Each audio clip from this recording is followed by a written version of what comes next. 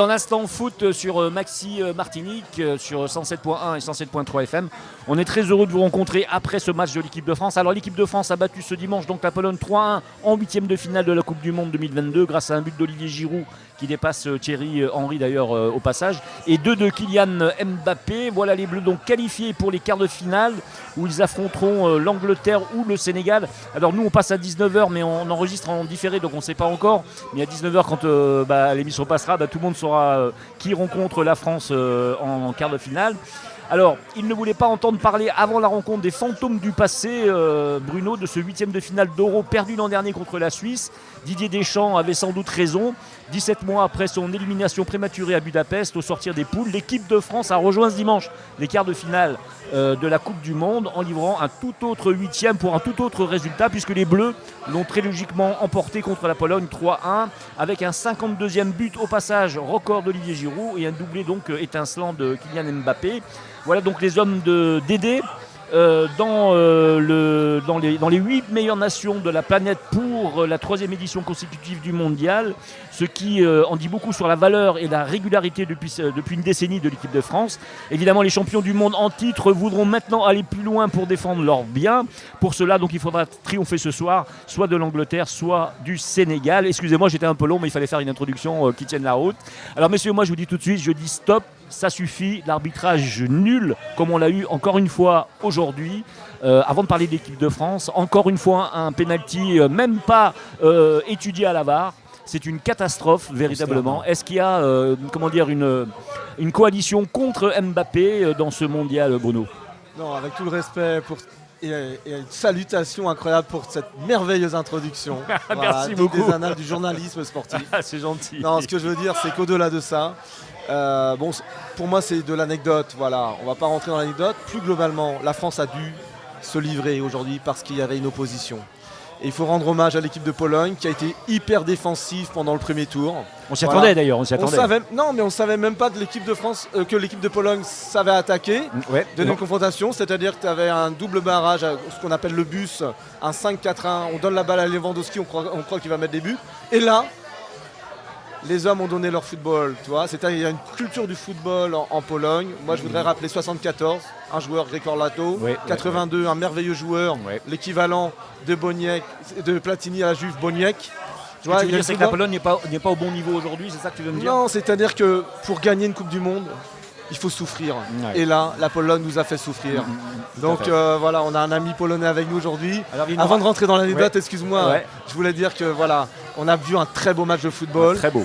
Voilà, qui a montré aussi les limites et les doutes sur l'équipe de France. Voilà. On va y revenir mais aussi ses forces, et ses réponses. Voilà. Mais je voulais saluer le football polonais ce soir. Alors au passage, on dit un petit bonjour à Eugène qui nous a rejoint, qui est un petit nouveau dans l'équipe, juste pour dire bonjour. Didier, pardon, excuse-moi. Je suis désolé, Eugène c'est tout à l'heure. Merci, excuse-moi Didier, comme tu viens d'arriver dans l'équipe, c'est pour ça. Donc Didier, on te retrouve tout à l'heure, c'est un super supporter de l'équipe de France. Et là on rejoint donc un Polonais. Bartosz. Bonjour, je m'appelle Bartosz. Voilà. Qu'est-ce que je peux dire finalement le match était magnifique. Moi je trouve vraiment, en première 15 minutes, la France pressait énormément la Pologne. Ouais. Par contre, après, c'est les Polonais qui commencent à jouer. Ça me plaît vraiment parce qu'après le match de l'Argentine, on était vraiment dessus. Les Polonais, vraiment, toute la Pologne était vraiment dessus. Mais aujourd'hui, c'est pas grave, on perd. Mbappé, il était magnifique, il faut dire. Il a marqué des buts géniaux, il est super rapide. Par contre, je trouve que les Polonais, ils ont vraiment joué de foot aujourd'hui. C'est très important pour nous parce qu'on avait marre vraiment après le match de l'Argentine. C'est super dommage que Zielinski il a pas marqué des buts dans le premier mi-temps parce que si c'était un 0 ça aurait pu tout changer. Ça aurait pu tout changer s'il y avait eu un but dans la première mi-temps. Des Polonais auraient changé le match. Exactement. Et c'est l'inverse qui s'est passé en fait. Exactement. Si c'est le 40 minutes, c'était 1-0 pour la Pologne, je crois que le deuxième mi-temps, ça c'est pas la même. Complètement différemment. Mais c'est le championnat du monde. Qu'est-ce qu'on parle comme je dis, je suis super content. C'était le foot. Ils ont joué comme il faut. C'est pas grave. Si on perd, on est bien quand même. On est bien, on est content parce que c'est le jeu de foot. Alors la récompense, c'est ce penalty en fin, c'est-à-dire en fin de match, même si on peut discuter un petit peu de tout ça, mais en tout cas vous avez quand même marqué un but et c'est quand même un peu la récompense de tous les efforts fournis quand même depuis le départ. Donc une équipe qui a peut-être manqué un petit peu de réalisme à l'avant offensif, mais qui est une très bonne équipe, très solide, très forte en termes techniques et en termes de défense, avec un très bon milieu de terrain aussi, récupérateur. Mais par contre, on a manqué un peu de réalisme peut-être devant à l'offensive. Ouais, c'était, vous savez, après le deuxième but, ça se voit que les Polonais vraiment baissaient le bras parce que tu vois, comme tu perds 2-0, c'est compliqué après. C'est super compliqué, t'es super stressé. Tu vois pas finalement que tu peux gagner parce que 1-0 c'est pas grave, tu peux marquer 1-1, on a la prolongation, ça marche. Mais si c'est 2-0, bam. En tout cas, franchement, je pense qu'il manque une Coupe du Monde pour que la Pologne s'affirme véritablement. Donc ça sera sans doute en 2026. Bravo à votre équipe, franchement, vous nous avez fait peur. Toute la première mi-temps, en tout cas, ça a été très compliqué. Merci beaucoup. Et bravo à vous, c'est une belle nation. Surtout avec ce que vous vivez aujourd'hui, c'est pas simple. Donc je pense que ça va réconforter quand même un peu le cœur des Polonaises et des Polonais je connais bien en plus, parce que mon fils est à Cracovie, donc je connais bien. Voilà, merci très beau beaucoup. Pays. Moi je crois que les Polonais sont fiers. Oui, on a perdu, mais on a joué au foot. Ça c'est l'essentiel à mon avis. Et, donc félicitations pour la France. Vous avez gagné. Je crois que Mbappé il est magnifique. Mais bravo pour les Polonais qui ont vraiment joué au foot, qui sont joués comme une vraie équipe de foot. Vraiment de équipe, c'était. Qui mérite sa place. Voilà, exactement. Il y a de petits moments où on est vraiment en égalité contre la France. Donc merci pour tout finalement. Alors je rappelle quand même qu'on est au garage, bien sûr, au garage Populaire à Fort-de-France. C'est ce qui nous permet de rencontrer des gens de toutes les nations, parce que la semaine dernière on avait une jeune Danoise qui était avec nous. Aujourd'hui on a un Polonais, on a eu un Tunisien, on a eu un Marocain. Donc tout ça c'est possible parce que le garage c'est multinational. C'est génial finalement. On boit que de l'eau et comment dire, de la chanflore et de la Didier, c'est tout. On boit que ça ici. On est bien d'accord. Bon voilà. Donc ça c'est bien. Merci encore d'être venu nous voir et puis on va faire une petite analyse du match. Et vive la Pologne. Avec grand plaisir. Vive la Pologne, vive la France. J'espère que vous allez gagner la Coupe du Monde là. Allez, on espère. On espère. Merci encore, Baloch. À bientôt. Merci à toi. Merci. Alors, on accueille Eugène, on fait ça en live. On accueille Eugène qui vient tout de suite dans la foulée. Merci beaucoup. Merci à vous encore. Merci encore. Alors, ce qu'il faut dire aussi, c'est que. Si c'est pas la Pologne, c'est la France. Oui, quand on a gagné comme ça, l'amitié elle se renforce. A des obligations. Donc je viens de goûter à la vodka. Oui, bien sûr. Voilà. Ah zut, faut pas le dire. Modération. Avec modération. C'est un petit verre, tranquille. Mais voilà, tu as raison d'insister sur le fait qu'ici, c'est une fraternité internationale. La Pologne, là, à l'instant. Et puis tout à l'heure, on va supporter le Sénégal. Voilà, voilà tout à fait, exactement, c'est ça. Une fois qu'on sera parti. Alors, messieurs, moi je vous pose la question. On s'attendait bien sûr à un match compliqué. Pour ceux qui étaient les plus pessimistes, se disaient c'est peut-être un match piège. On pensait à la Suisse, on pensait à plein de choses qui nous est arrivées dans le temps. Alors pour toi, dis-nous Didier, ce que tu as pensé de cette première mi-temps déjà, parce qu'on parle de celle-ci pour commencer. Une première mi-temps compliquée.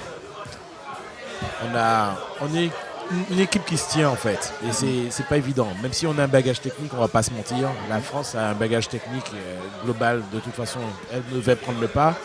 Mais on a failli parce que la Pologne a pris confiance. Ouais. La a pris confiance, mais heureusement pour nous, malheureusement, Lewandowski dans leur formation se trouve très souvent seul.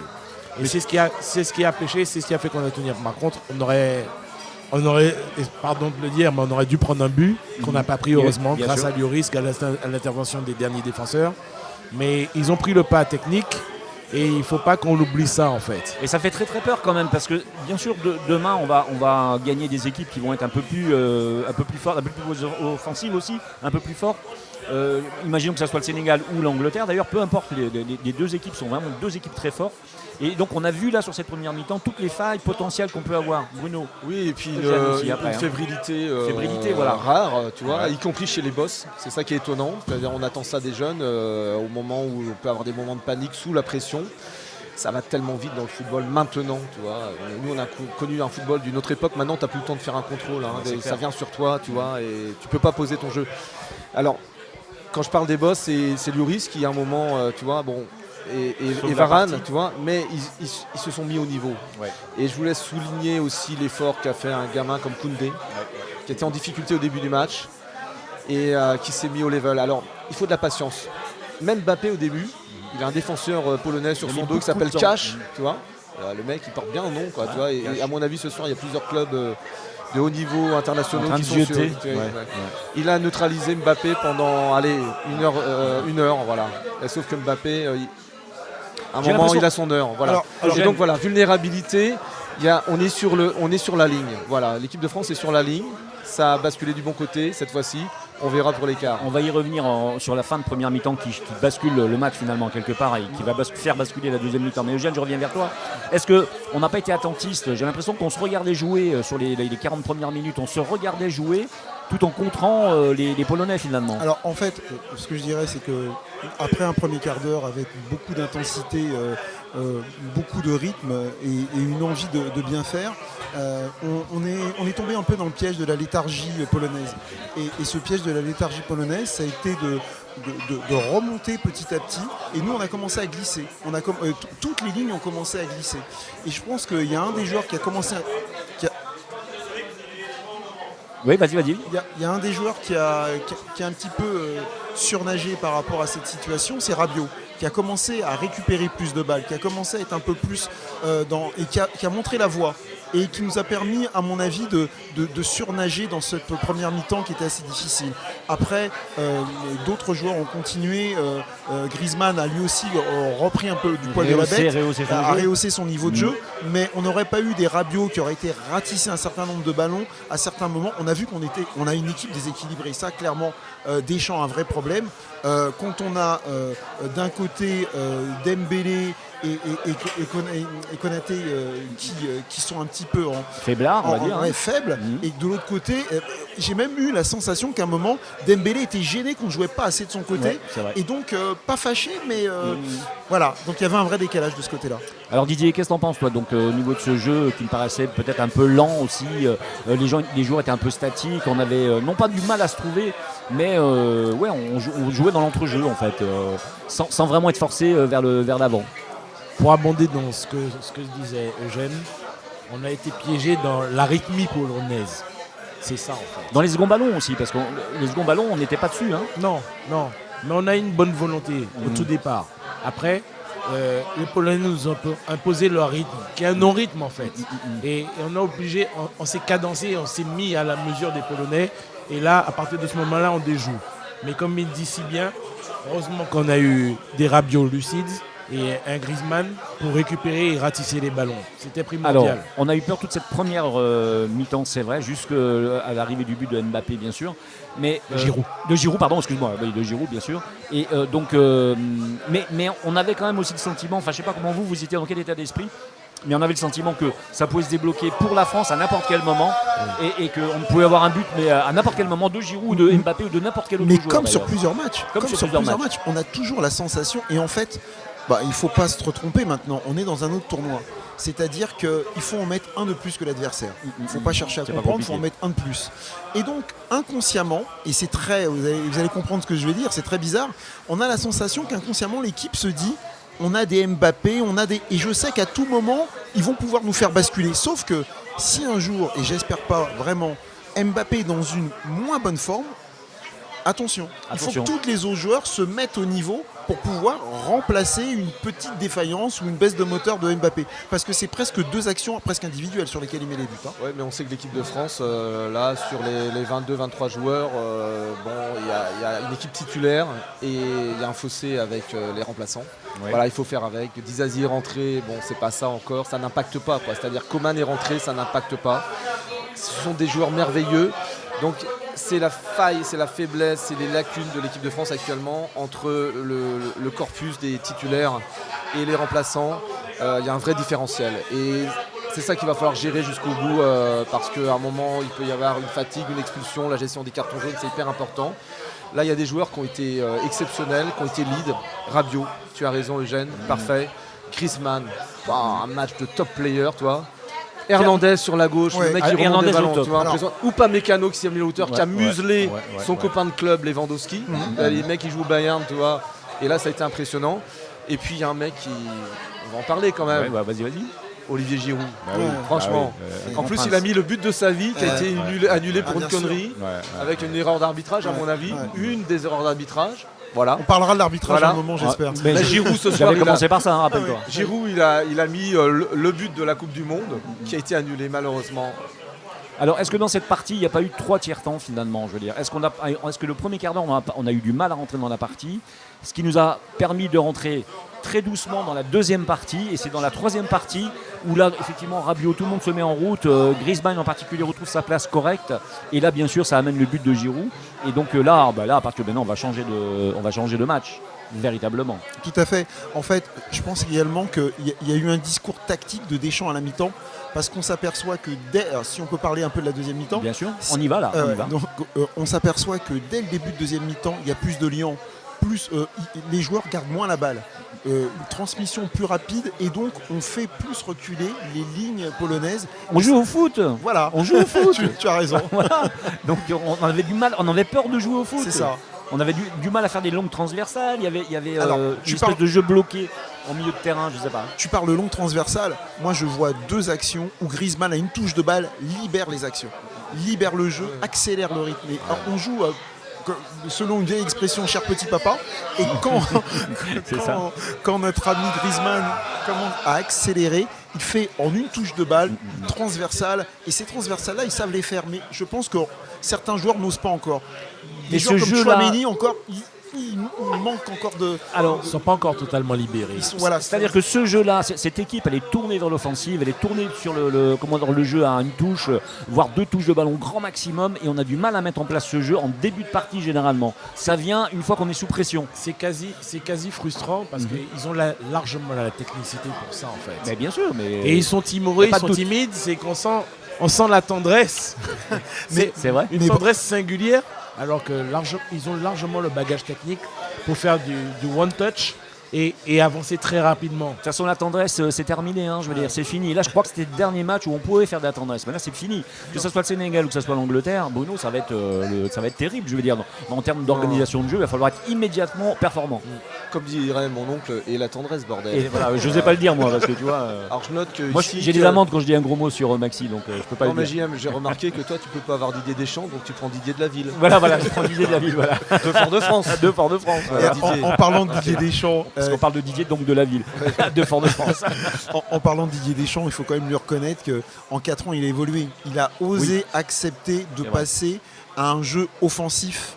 On n'arrêtait pas de lui dire d'aider le bétonneur, d'aider qui joue avec des Sissoko, avec des joueurs qui sont juste là pour bétonner au milieu de terrain.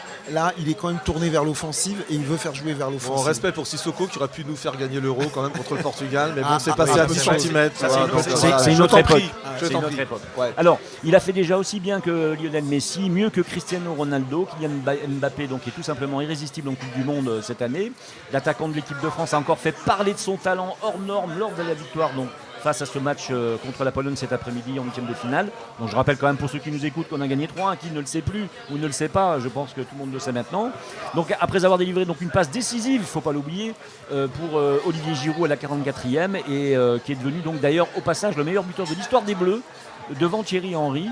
Le crack de Bondy, donc là on reparle de Mbappé, a plié la rencontre à lui tout seul sur la pelouse du stade Altumama, j'avais peur de le dire mal de doigt. Donc on peut dire qu'il est. Bon, alors seul, c'est un peu. Ouais. Excuse-moi, tu vois, il y a des mecs qui bossent avant qu'il ait la balle. Voilà, on est d'accord. Et ce qui est super intéressant avec Mbappé, bon, il joue chez lui. Hein, je rappelle qu'il est au Qatar chez son employeur. Oui, c'est vrai. Quelque part, ça facilite quand même. Il se sent à domicile, tu vois. Il est plus à l'aise d'ailleurs qu'à Paris. On pas le bus, il va directement à l'hôtel. Je pense qu'il a un petit appartement qui l'attend, tu vois, dans une tour quelconque. Voilà. C'est pas un appartement. Non, mais sérieusement, pour revenir sur Mbappé, franchement, attendez. Si on n'a pas Mbappé dans ce match, qu'est-ce qui se passe? Ils mettent tout le monde d'accord. C'est un top player. On a vu hier l'Argentine contre l'Australie. Alors l'Argentine, pareil, ils ont déroulé, on leur donne un but, mais à la fin, pendant un quart d'heure, ça panique. Ce que je veux dire à travers ça, c'est cet exemple de l'Argentine, c'est que tu ne peux pas jouer en maîtrisant les 90 minutes. L'équipe de France ne peut pas actuellement. Elle doit être un moment sur le fil du rasoir. Il y a un risque. On a pris ce risque-là pendant un quart d'heure. Ça aurait pu tourner mauvaisement parce que le but... Alors, il y a des mecs qui ont défendu l'action. C'est Varane qui la sauve sur la ligne. Ouais, c'est remarquable. Loris fait un premier arrêt, Varane, etc. Et puis ensuite, tu sens que Mbappé il tente des trucs avec un peu de facilité, mais ce gamin-là, il joue comme dans une cour de récré, il fait des gestes techniques et puis il attend son heure. Voilà. Il sait que ça va venir, il sait qu'il aura l'occasion et puis il sait placer le but. Il vient de mettre 2 buts au mec qui était le meilleur gardien de la Coupe du Monde jusqu'à présent. Voilà. C'est, je dis, Ce qui est assez impressionnant chez Mbappé, c'est Juste que avant que tu parles, juste une chose, j'aurais aimé savoir la vitesse de tir des 2 buts d'ailleurs. C'était irrattrapable, a priori, comme ça. il y a une vitesse d'engagement de l'action qui est très, très importante. Ce qui est aussi impressionnant avec ce Mbappé, c'est qu'il y a des fois, on le regarde, on dit mais comment il rate ça? Comment il ne contrôle pas? Et en fait, ce dont on ne se rend pas compte, c'est qu'il a une productivité parce qu'il essaye. Et de temps en temps, il rate. Mais quand il réussit, il nous met tous d'accord. Il n'y a pas photo, il nous met tous d'accord. top player mondial. Alors, juste au moment où le grand joueur du monde est en difficulté de santé, Pelé, voilà. On en parlait aussi. Voilà. Et je sais qu'il y a une amitié entre eux qui est née il y a 4 ans parce que Pelé cherche son successeur. Je crois que là, on peut dire qu'on l'ait on est trouvé. bien parti. Ouais. Un petit mot aussi pour quelqu'un qui était consultant de RMC et qu'on a perdu aujourd'hui, c'est Patrick Tambay en Formule 1 qui est décédé malheureusement. Donc voilà, qui était encore consultant pour RMC. Repose in peace. Voilà, voilà. Donc on a une grosse pensée pour lui en tout cas. Oui, le roi Pelé qui est en difficulté, on espère qu'il aura la même capacité de combattre, même si l'âge est vraiment avancé et qu'il a des soucis. Ce serait génial que Pelé, en toute conscience, voit une finale France-Brésil. Ça serait trop beau. Et puis que son héritier, demi-finale, finale, ce sera. Si tout va jusqu'au bout du monde, et puis que Mbappé soit son héritier désigné, assumé, reconnu du monde entier. Alors, messieurs, on revient sur le match de l'équipe de France dans un petit moment, si vous êtes d'accord. Mais il faut quand même parler un petit peu de ce qui s'est passé déjà hier samedi. Argentine-Australie, Pays-Bas, États-Unis. Les 2 premiers du huitième de finale au Mondial du Qatar s'opposaient samedi. Donc ils sont un petit peu outsiders, on peut le dire. Comment vous avez regardé les matchs? Vous avez vu un petit peu ce qui s'est passé? Oui. Alors, on a des petits... Logique respectée. Logique respectée. Ouais. C'était pas évident. On savait que ce serait des matchs âpres. Là, on est en 8e. C'est plus un match de pôle. Moi, je voulais savoir comment vous sentez l'Argentine. Alors, l'Argentine, moi je dis qu'une chose, à la dernière seconde, on est en prolongation. La balle, si elle passe à travers les jambes, il se retourne pas, il bloque pas la balle. On est parti en prolongation et on ne sait jamais ce qui se passe en prolongation. Exactement. Donc on a Mbappé, le facteur X de l'Argentine, on sait que c'est Messi. Parce que c'est encore lui qui déclenche et qui fait le nécessaire. Est-ce que c'est pas une équipe qui ne fait qu'attendre ça, quoi, le Messi, quoi, finalement, quelque part? Est-ce que c'est pas cette équipe c'est elle leur est pas faille. tournée autour de Autant c'est ça. leur point fort, mais c'est leur faille. Voilà. Le problème, c'est ça. Ils sont Messi dépendants. Moi, je vous prédis, mais sans prétention, qu'ils vont flancher. Ils vont flancher parce qu'aujourd'hui, le jeu ne tourne qu'autour de Messi. Et c'est un problème. On ne peut pas avoir comme ça un joueur. On est à 11, les gars. On a tous joué au foot. C'est pas possible. C'est pas possible. À un moment, ça va flancher. Ça n'a pas flanché parce qu'en face, on avait encore des gens qui sont encore tendres. Voilà, un football moyen. C'est ça. Mais je pense que même après ces victoires, moi, j'invite les Argentins à faire preuve d'humilité. Comme nous, aujourd'hui, on fait preuve d'humilité parce que s'il n'y a pas Mbappé et c'est notre explosivité, il n'y a pas 3-1. Alors, je te coupe un instant, je me tourne vers Bruno. Est-ce que finalement, le grand favori qui se détache un petit peu, est-ce que c'est pas les Pays-Bas finalement, Bruno? Solidité, offensivité, milieu de terrain hors pair. Je sais pas, moi je pose la question. Tu poses une question qui va dépasser les Pays-Bas. Moi j'aimerais qu'un jour la Coupe du Monde. Juste une question. La Coupe du Monde soit gagnée par un autre pays que les habituels. Voilà. Alors, même si bien sûr j'adore la France, j'adore le Brésil, voilà. L'Argentine, il y a l'Agnac. Pays-Bas, ils avancent masqués. Un peu d'historique quand même. Pays-Bas, 3 finales, 0 étoiles. Ouais. La France, 3 finales, 2 étoiles. Voilà, Bon, juste pour dire. Quand on aime le football romantique comme moi, quand on est né dedans dans ce bain-là, c'est Johan Cruyff, c'est Johan Diskens, c'est l'arnaque de la finale en 78 contre l'Argentine qui devait absolument gagner chez elle sous la dictature de Videla. Hommage à Campes de Rosario et salut à notre ami Gustavo qui voit les matchs au Garage Populaire. Voilà. Sûrement. Voilà. Rosario, d'où vient d'ailleurs Lionel Messi. D'accord. Voilà. Donc voilà, tu vois, ce petit monde là se retrouve. Ils ont raté une autre occasion, alors 74, 78, et puis ils ont fait la finale en Afrique du Sud où ils ont joué les bouchers. Voilà, contre l'Espagne qui a fini par gagner par un autre joueur majeur du football contemporain, c'est Iniesta. Voilà, donc leur tour va venir. Ouais, c'est un beau concurrent. Et puis il y a des noms qu'on ne connaissait pas, comme Dumfries. Là, alors je sais pas comment on dit exactement son nom. L'arrière droit. De vous à moi, j'aimerais bien l'avoir dans l'équipe de France. Oui, c'est vrai, Tu vois, ouais, le mec, 2 passes décisives et un but. Ok, tranquille. Face aux Américains, donc il faudra relativiser un peu, en rappelant que la Coupe du Monde dans 4 ans c'est États-Unis, Canada et Mexique, donc ils préparent une génération aussi les Américains. Moi j'aime le football s'internationalise, tu vois, avec le tout monde. Expression de glissant, voilà. Mais est-ce que c'est pas les bases dans le football? Est-ce que c'est pas toujours les mêmes bases finalement qui reviennent pour gagner une Coupe non, du Monde, c'est-à-dire pour aller dans le sens de Bruno, on voit que regardez le nombre d'équipes qui ont passé, qui sont arrivées en 8e de finale. Maroc, Sénégal est présent. Il y a un tas d'équipes qui ne passaient pas et qui sont passées. Le Japon. J'ai envie de dire jusque là tout va bien parce que je veux dire des premiers matchs jusqu'au 8e de finale tout peut se passer, mais après le 8e de finale à partir des quarts on voit vraiment quelles sont les équipes qui ont travaillé, qui ont un fond, qui ont l'habitude de jouer ensemble, les joueurs qui ont l'habitude de jouer ensemble. Ce que je veux dire c'est que est-ce que à partir des quarts, est-ce que c'est pas finalement ce type d'équipe comme les Pays-Bas, c'est-à-dire solide, efficace, réfléchi, stratégique, coaché. Je suis d'accord avec toi. Ce sont des des équipes qui sont naturellement portées pour aller en demi-finale. Après la finale, c'est encore autre chose. Mais c'est pour ça qu'on a peur pour la France. Voilà. Et c'est exactement pour ça qu'on a peur pour la France. la question. Parce que quand on regarde l'ossature de l'équipe de France, on a une équipe de France jeune, on a une équipe de France avec des joueurs. Quand on regarde Tchouaméni, Fofana, ils ont quoi 9 sélections à eux deux. ça fait un peu léger. C'est 5 € les messieurs les chocolats, je vous le dis quand même. C'est 5 € pièce. Bon, voilà. Et donc, on est effectivement, nous, je pense qu'il ne faut pas avoir peur de dire qu'on est des outsiders sur cette épreuve-là. Et en tant qu'outsider, on va avancer étape après étape. Mais je ne suis pas d'accord avec Eugène, on ne peut pas être outsider quand on est champion du monde. Peut-être, mais moi avec l'équipe de France... Nous, on est parmi les favoris, il faut l'assumer en tant que tel, voilà.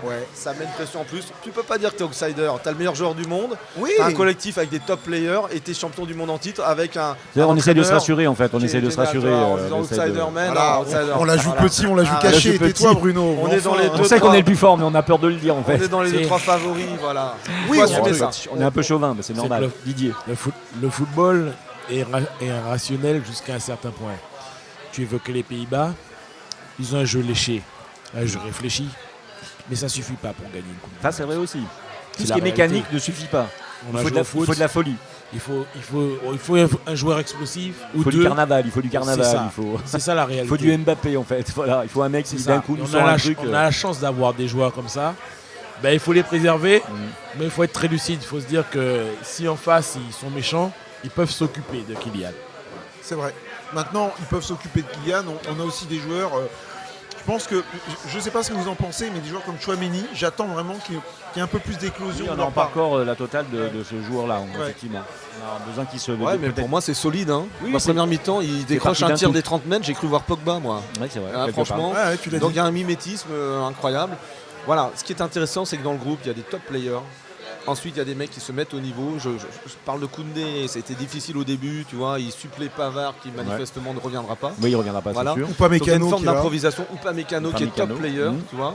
Alors Fofana, la rentrée de Fofana, les changements que Didier Deschamps a fait. Voilà, après, pas déterminant.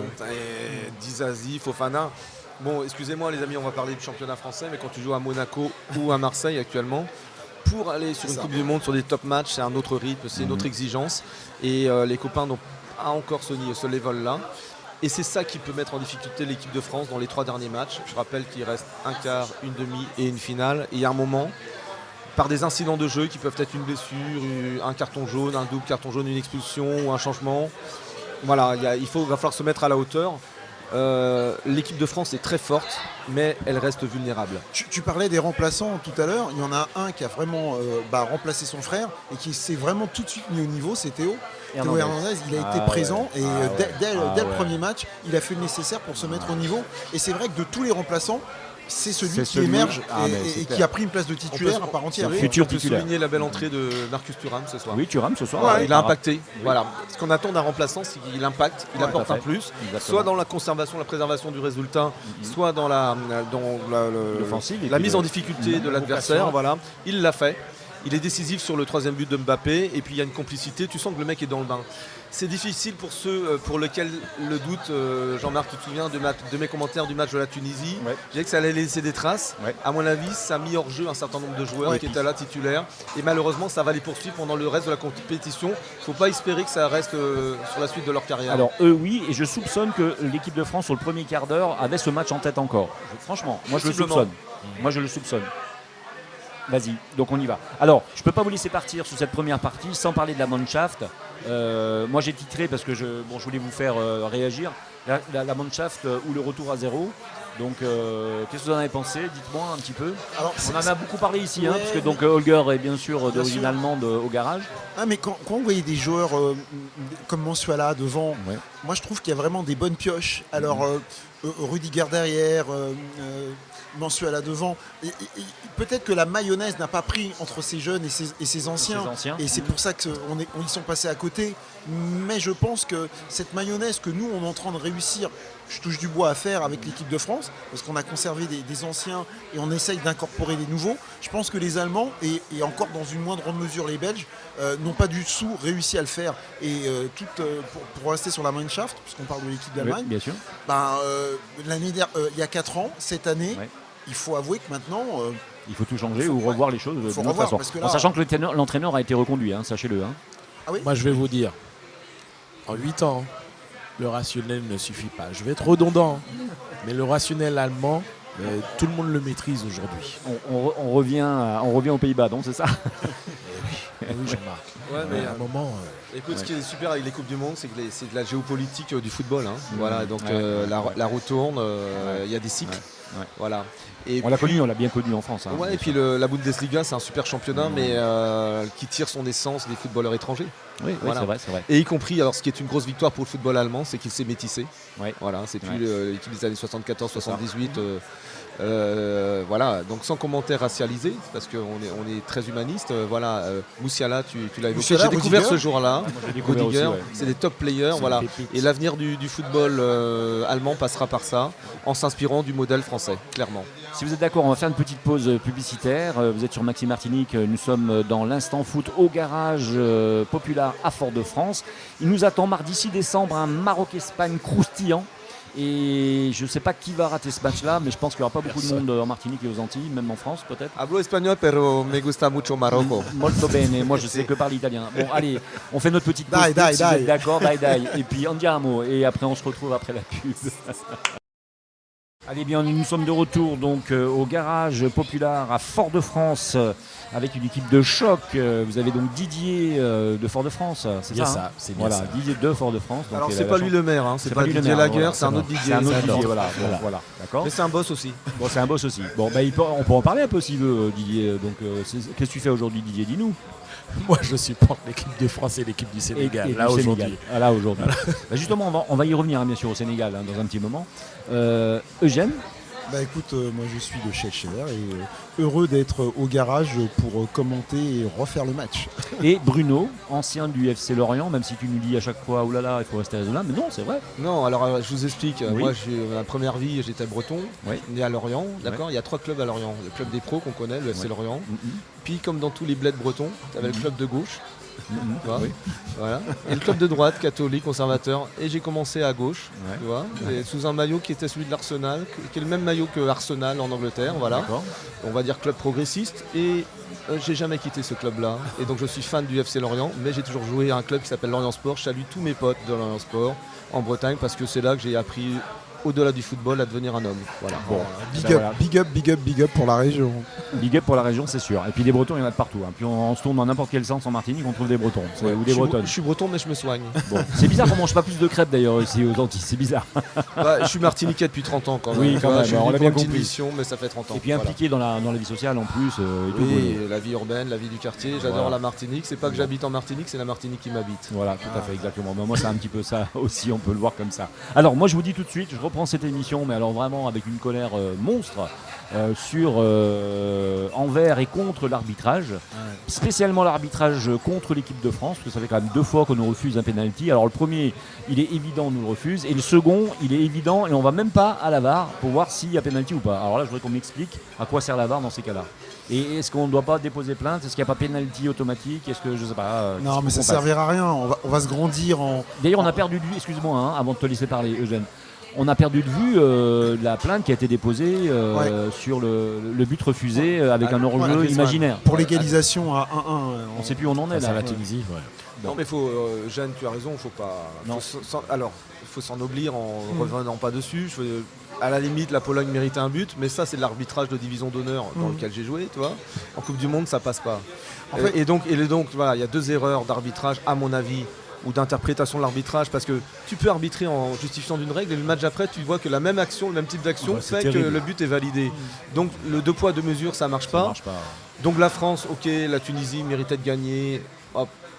Et le but de Griezmann n'est pas validé, et la plainte, bon, à la limite, quand tu es grand, tu es noble, grand seigneur, tu n'as même pas à la déposer, voilà, la France est qualifiée. Non, mais ça a des conséquences sur le classement quand même de la France. Donc, non, je pense pas, peut-être pour des points FIFA, etc. Mais même, on n'a même pas besoin de ça. Et là, ce soir, moi, c'est les fautes qui n'ont pas été arbitrées en faveur de la France. Les Polonais étaient au contact physique, et tu sens qu'à un moment, ça siffle plus pour les uns que pour l'autre. Donc tu sens que c'est du arbitrage de compensation, comme on disait. Et puis le pénalty à la fin, pour moi, c'est ça qui est plus criant. Tu vois. C'est le pénalty de Lewandowski.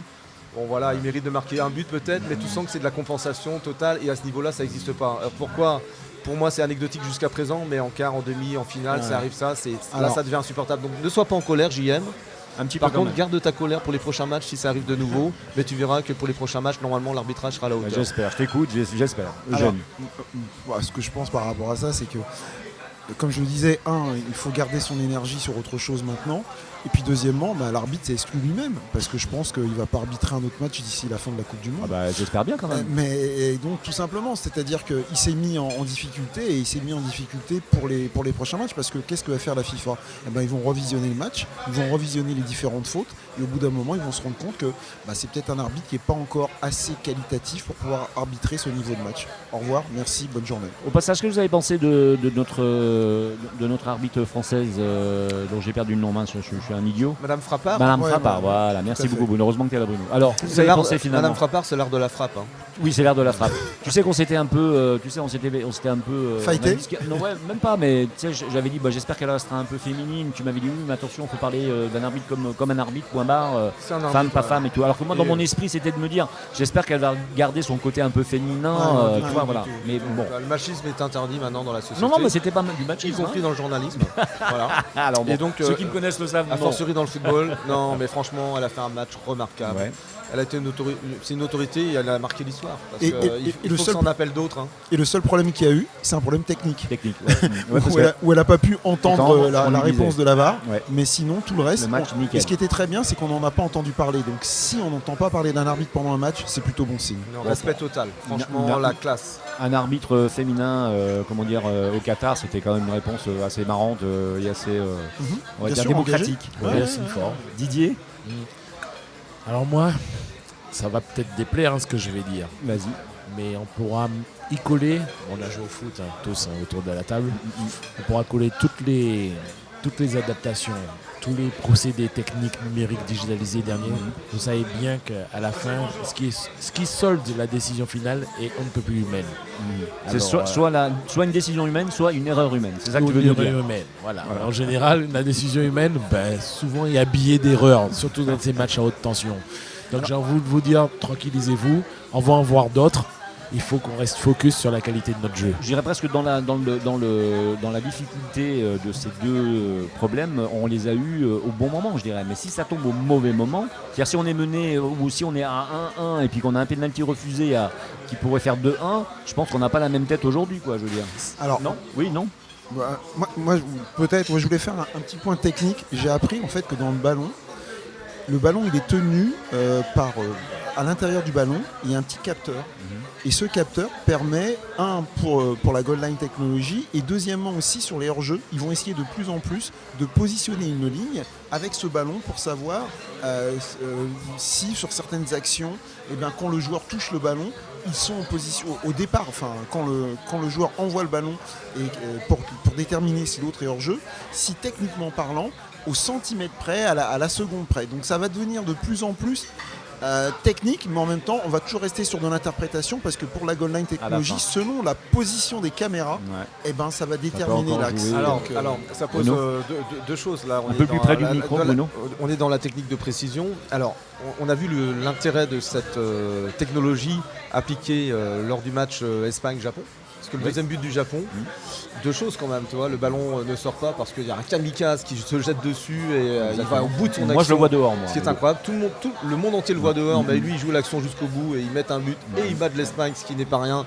Ce qui est important pour l'équipe de France, c'est que ça change. Voilà, mais ça montre aussi que les autres équipes sont vulnérables. Et c'est pas une exclusivité. D'ailleurs, toutes les équipes ont perdu quasiment. On va parler du Brésil aussi. J'ai adoré le Cameroun. Voilà, par exemple. Magnifique. On y reviendra s'il te Brésil, plaît. Portugal, Espagne. Allemagne, on n'en parle même plus parce qu'ils sont partis. Mais France, on a tous perdu un match. Argentine aussi. Argentine, bien sûr, on a tous perdu un match. Tous défaits. Voilà. Incroyable, hein. C'est bien. Et la deuxième chose que je voulais dire, c'est que cette technologie-là, elle se joue. Alors c'est ça qui est difficile, c'est ce que Platini refusait quand il ambitionnait de prendre la FIFA et de prendre le pouvoir par la voie des footballeurs. C'est le football à plusieurs vitesses, c'est-à-dire que la goal line technologie, avec ces technologies, tu les as pour les grosses compétitions. Et puis en descendant, tu l'auras pas, et donc il y aura toujours la fabuleuse injustice du sport qui fait qu'encore aujourd'hui on parlait de France-Allemagne 82 et du fait qu'on n'aurait jamais dû perdre ce match-là. Si on avait vu à la VAR l'agression de Schumacher sur Batiston, je m'excuse de faire le vieux français nostalgique. Bon, on a revu d'ailleurs en ce moment, là, on revoit sur Netflix, sur d'autres chaînes. Les grandes rediffusions. Les grandes rediffusions, et ça fait mal quand on revoit encore l'action sur Batiston, ça fait très mal. Alors, les Espagnols ont-ils levé le pied pour choisir leur adversaire? Virtuellement éliminé durant quelques minutes, le temps passé en tête par le Costa Rica, les Espagnols avaient néanmoins une bonne raison de se satisfaire de cette défaite. Finalement deuxième du groupe F, l'Espagne hérite en effet d'une partie de tableau a priori plus abordable. J'ai bien a priori, mais attention au piège. Donc voilà, messieurs, qu'est-ce que vous en pensez? Je pense que le Maroc... Une seule seconde. Voilà. Je suis assez d'accord avec Didier, au fond de ta pensée. Une seule seconde. Ouais. On va au bout. L'Espagne est arrivée à ses limites. Alors, on s'est réjoui à une époque, en 2012 notamment, du tiki-taka. Mais attention, messieurs, on n'a plus Iniesta ni Xavi. Voilà. Cette Espagne-là est chatoyante, mais elle est jeune. C'est pas avec une équipe avec un âge moyen de moins de 25 ans qu'on gagne une Coupe du Monde. Et un sport pétillant, une équipe pétillante, mais qui va atteindre vite ses limites. Et moi, je vous prédis des limites marocaines. Alors, dans cette émission, on parle d'équipes qui sont franchement des équipes qui peuvent être favorites. Mais finalement, vous êtes en train de me dire que ces équipes-là peuvent avoir des difficultés. Alors moi, je vous pose une autre question d'une autre manière.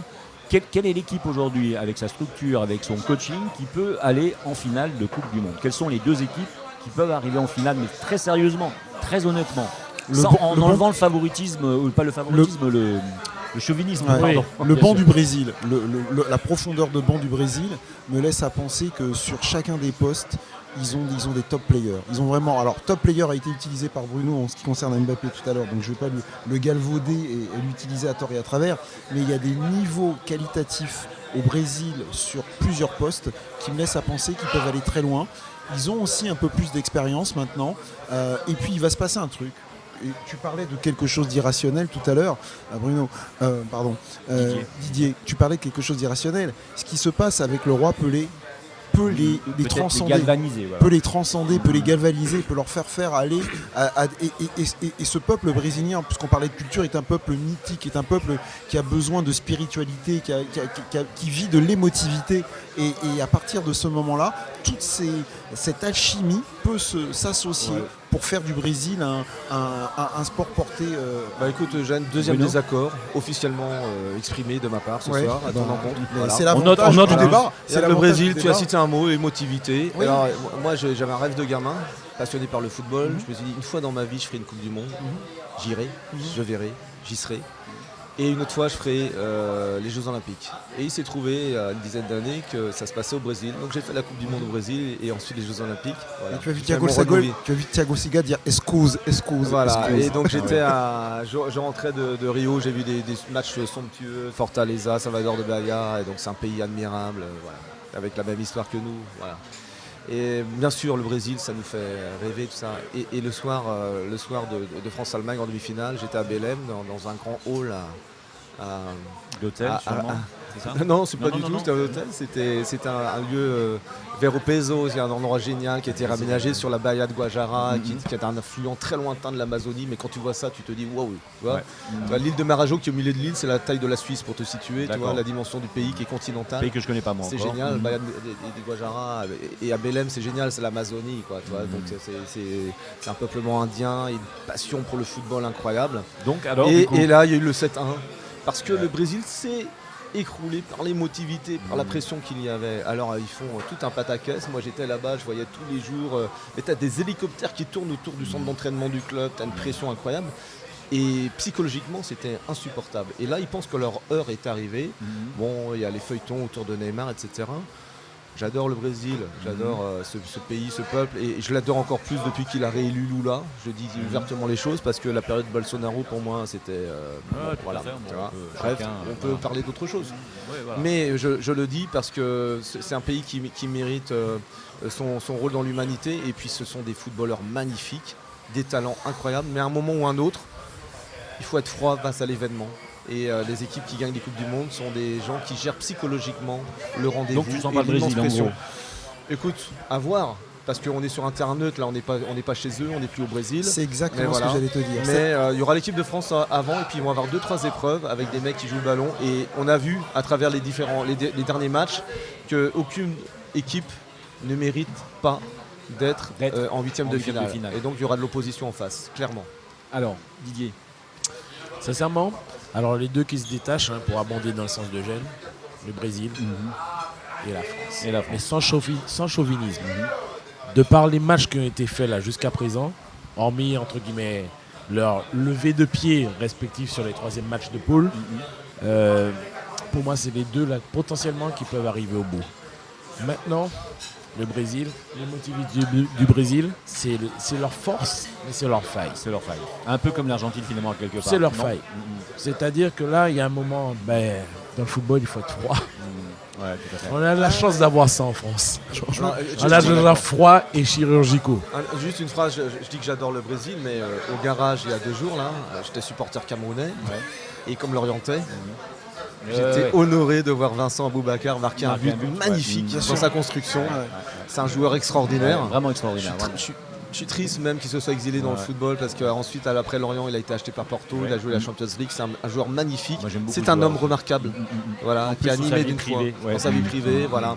Et donc je voulais lui donner un gros big up pour le Cameroun, pour Vincent Aboubakar, et pour ce qu'il représente, parce que il a donné aussi, il a mis les équipes africaines à la hauteur du rendez-vous à travers ce match qui pour eux est historique. Même s'ils sont éliminés, ils ont battu le Brésil en compétition. Exactement. Rendez-vous en 2026 pour l'Afrique, en tout cas c'est sûr. Ouais, Eugène, donc concernant les équipes solides. Je veux quand même revenir. Bruno a donné son avis sur le Brésil, j'ai donné le mien. On verra le temps du juge de paix.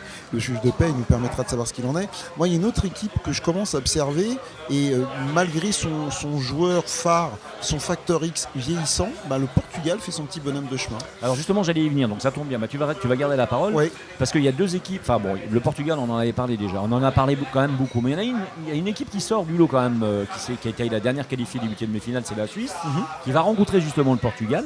Et là, je me pose des questions sur la fiabilité du Portugal, justement dans les mêmes mots dont on a parlé pour d'autres nations, le Brésil en particulier, l'Argentine. Est-ce que le Portugal aura la capacité de retenir ces Suisses qui nous paraissent un peu extraterrestres là, quand moi, même. vous allez peut-être que je me trompe, on verra bien, mais je pense que si le Portugal fait le nécessaire en étant réaliste, n'oublions pas que ce sont d'anciens champions d'Europe. Ils ont su être réalistes quand l'équipe de France était, elle, normalement la gagnante, celle qui devait arriver et qui devait faire le nécessaire. Nous, on n'a pas su tuer le match à l'époque. Le Portugal a fait le nécessaire. Ils ont l'expérience maintenant, et ils ont un joueur qui reste, malgré tout ce qu'on peut dire, quelqu'un qui est un top player devant le but, quoi qu'il arrive. Et c'est aussi quelqu'un qui a une revanche à prendre avec son histoire sur Manchester. Ça veut donc dire qu'il est aussi peut-être inconsciemment ou consciemment à la recherche d'un nouveau club. Donc la porte qui lui permettra de sortir proprement, c'est ce championnat du monde. Est-ce que ça sera suffisant? Je veux dire, une fois de plus, un peu comme l'Argentine avec Messi. Je précise, je ne connais pas tous les joueurs Iniesta. portugais. Écoute, il y a un joueur portugais. Non, c'est pas grave, lisez, parlez. Il y a un joueur portugais qui est magnifique. Ouais. Attends, c'est pas Ronaldo. Maintenant, bien il a sûr, passé la main. il y a un mec qui a joué là le dernier match, jeune, Vitinha, PSG, joyau brut. Voilà. Alors, on parle des Brésiliens, mais lui, c'est un vrai talent incroyable. Il a fait du Griezmann et du Mbappé dans les mêmes pieds, quoi. C'est impressionnant. Bon, voilà, je pense qu'il y a une relève dans l'équipe du Portugal qui fait qu'à mon avis, ils seront dans le dernier carré. Il faut l'espérer. Parce que là, c'est quand je disais que j'aimerais bien qu'une équipe qui n'ait jamais gagné la Coupe du Monde, si ce n'est pas la France, la gagne. Franchement, le Portugal, j'y songe. Alors 2 minutes quand même sur des équipes qui sortent un peu de... Alors une qui sort du lot. C'est le Japon-Croatie qui nous attendent le 5 décembre. Donc le Japon quand même, curieuse équipe d'extraterrestres aussi un petit peu quelque part. Équipe atypique, comme la Corée du Sud. Ouais, voilà, ce qui fait la difficulté, c'est que les cadeaux européens ne sont pas habitués à ce genre de jeu. Et c'est ce qui peut déstabiliser. Et à mon avis, c'est là la difficulté. Parce qu'ils ont un jeu pas académique, fantasque, et puis avec des relais qu'on n'attend pas en fait, qu'on n'a pas l'habitude de voir. Il y a une tradition japonaise, Didier, tu as raison, mais il y a une tradition japonaise d'aller jusqu'au bout. Jusqu'au bout du combat. J'ai la chance d'avoir un de mes meilleurs amis qui vit au Japon depuis 27 ans. D'accord. Ouais.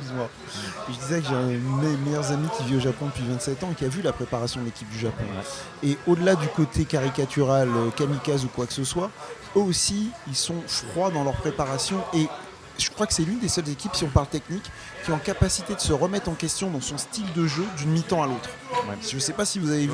C'est vrai, c'est très vrai. Ils ont eu une capacité de changer leur jeu pour pouvoir surprendre leur adversaire, alors que les adversaires les prenaient pour des gens, ils les ont pas pris complètement au sérieux, et ils se sont qui arrivent en foot. Voilà, malheureusement ça arrive.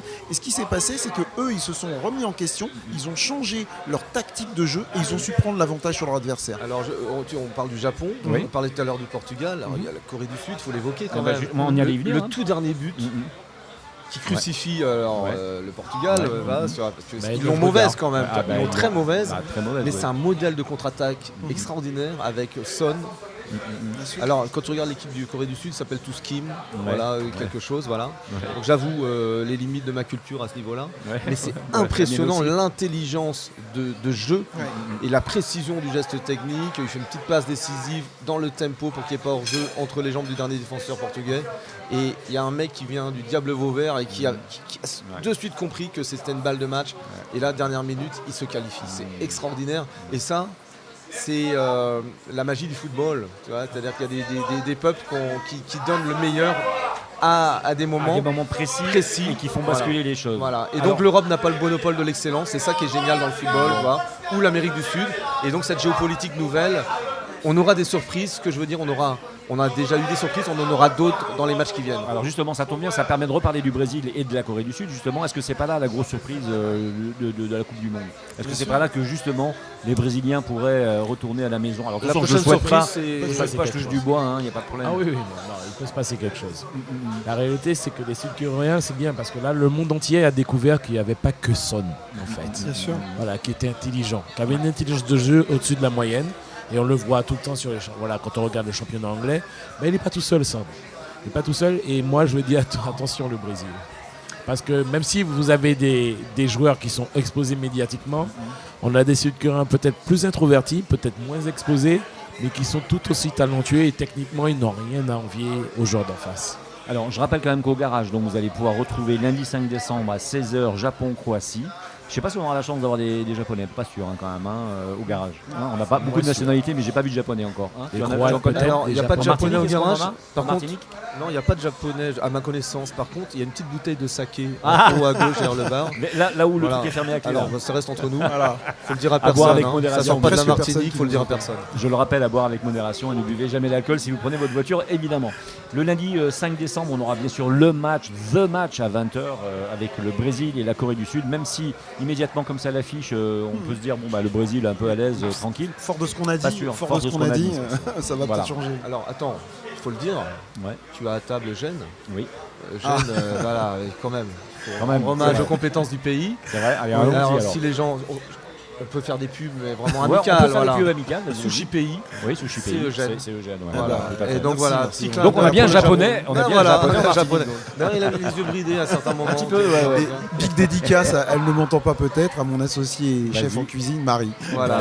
Marie, bravo Et à donc toi. le Japon est aussi présent à travers Eugène. Voilà. Bon.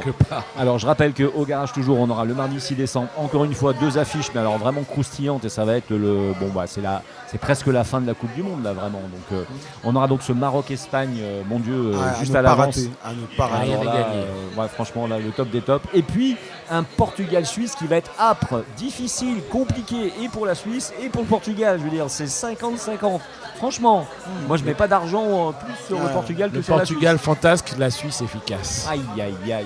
Et puis saluer un talent brut qu'on découvre, qui joue à Monaco, Mbolo. Mbolo. Et oui, C'est tout vrai, à fait. qui a fait, Qui n'a pas célébré son but contre le Cameroun. Oui, Et c'est qui un est futur resté très Camerounais sobre. d'origine. Ouais. Ce qui est super dans la Coupe du Monde, c'est qu'on voit les talents de demain. Donc, Mbolo en fait partie, t'as Foden en Angleterre qu'on va voir tout à l'heure. Voilà. On voit les talents de demain et on va peut-être dire adieu aux talents d'hier, puisque c'est sans doute la DER de Messi, si vous êtes d'accord ou pas. Messi, de Ronaldo, Voilà. d'un Donc, certain mais nombre Messi, de je voudrais joueurs. revenir, Modric. Enfin, je voudrais revenir sur Messi un petit moment. Si on devait lui donner une note de 0 sur 10, qu'est-ce que vous donneriez comme note à Messi aujourd'hui sur la je compétition? donnerais un 6 encourageant. Un 6 encourageant, donc on va dire un Ouais, presque moi je 7. trouve que pour un mec qui passe la moitié de son temps à marcher, c'est excellent quoi. Toi, donc je lui mettrais un 12, un 12 sur 10. Un 12 Voilà. sur 10, d'accord. Parce que J'ai connu des profs comme ça. Hein. quand je joue au football, de plus en plus rarement, mais je marche beaucoup. J'ai pas sa précision, sa qualité, sa vista, mais le mec, Mais il a une peut faire- productivité. il peut faire 3 actions dans le match, Et- t'en as 2 qui sont et dangereuses et changer une la- qui est décisive quoi. Ouais, Ah, c'est Ça a excellent. changé la Coupe du Monde. Ouais, alors, j'ai eu la chance de le voir jouer à Lorient avec le PSG. C'est impressionnant parce que pendant 20-30 minutes, il passe son temps à regarder comment l'équipe d'en face est organisée. Ouais, Et il est patient, il est intelligent, il a une vista. À mon avis, il a inventé un genre de football hyper cérébral. C'est pas un intellectuel, hein, mais le mec il comprend tout avant tout le monde. Il a une vista, une vitesse d'exécution qui est phénoménale. L'Albi Céleste, Voilà. c'est pas pour rien. Alors, je voudrais juste faire moi, un petit dernier focus sur notre top player. Parce à qu'on nous. on a bientôt C'est fini. pour ça, Mbappé, je voudrais juste qu'on se prenne conscience que la vitesse à laquelle il va, il arrive même à dépasser ses propres joueurs et ses propres coéquipiers. Et voilà. Et donc, si un petit message à donner, alors je ne sais pas s'ils nous entendront, peut-être pas, on est beaucoup, mais ce que je voudrais, c'est que les autres comprennent qu'il va tellement vite qu'il faut oser anticiper Non. et partir parce que lui, il ira et il va aller au bout Ouais, de mais de toute l'action. façon, si tu pars à droite, il va à gauche. Si tu vas à gauche, il va à droite. C'est ça le problème. C'est-à-dire que même si tu es bon, même si tu as une bonne course de vitesse, le problème, c'est que le mec, il est inattrapable. Et c'est comme ça qu'il marque ses buts. Ah ouais. Même si là, ça n'a pas été tout à fait le cas, parce qu'il était dans d'autres dispositions. C'est un phénomène, quoi. Tout simplement, on a de la chance, on a beaucoup de El chance. Phénoméno, il est chez Bon, nous. si on regarde Je les voudrais matchs, remercier Didier, on est vraiment obligé de s'arrêter les gars. Je voudrais remercier donc Didier de Fort-de-France, hein, Merci, donc voilà, Eugène de Sushi du Japon. Voilà, bah, ce sera C'est ça. ça. Bon, on va Voilà. tous les faire. Tout le Un monde- sushi pays, Takentic, c'est Voilà, toutes les tout le structures monde qui t'a sont avec reconnu, moi. tout le monde t'a reconnu, c'est sûr. Merci à Bruno, je dis quoi, du FC Lorient, donc j'abuse. de Lorient, De Lorient, bon. fan de football d'ici et d'ailleurs, voilà, d'ici, du monde entier. d'ici Du et beau d'ailleurs. football surtout, c'est ça que j'ai appris à Lorient. Voilà. Bon, on vous donne nous rendez-vous donc dans une prochaine émission pour un ensemble de résultats des quarts de finale. Donc on sera là, je pense, semaine prochaine. On Et moi, je précisera. termine toujours en disant merci à Maxime de nous inviter et de nous donner la parole de cette façon-là. Et bravo Parce à que c'est Jean-Marc, vraiment- bravo. Merci Voilà. encore, Big Jean-Marc. respect. Bravo, Big up. JM, Merci, c'est Jean-Marc. gentil. Voilà. Ils voulaient un jeune et beau, ils ont pris un vieux et moche, mais ça marche. Donc on le garde. Merci, à bientôt. Merci encore à vous. les Et gars. allez le Sénégal. Allez, le Sénégal. On peut le dire. On peut le dire. J'ai rien contre les Anglais, mais Sénégal. Franchement, I hope so. Bah, c'est parti, Un alors. France-Sénégal me plairait beaucoup. Franchement. Franchement. À très vite.